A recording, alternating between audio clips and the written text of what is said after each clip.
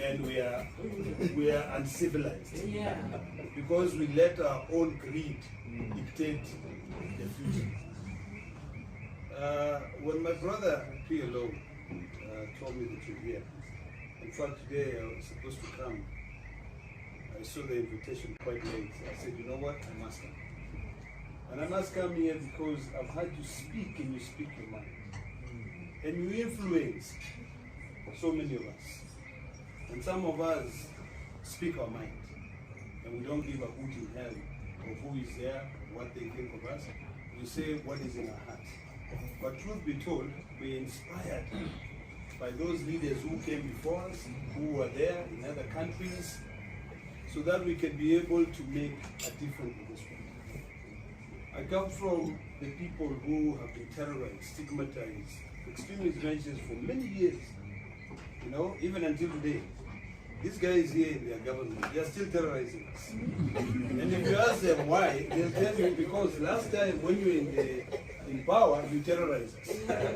You know, indigenous people are seen as strangers in their own land, you know.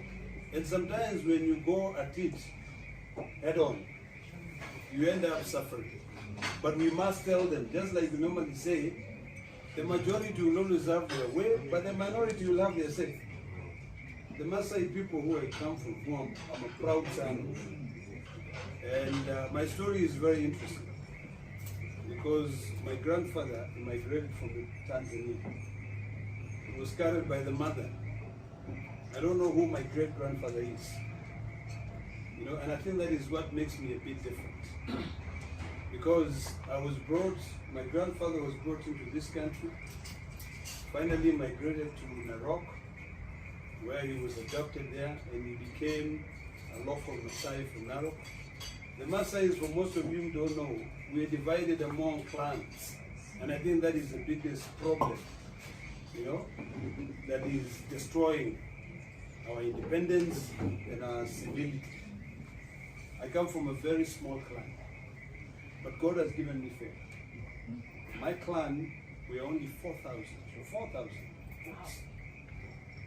You know, but I'm leading 1.5 million people who, the other clan, who have got about 400,000 votes, elected me because they saw wisdom.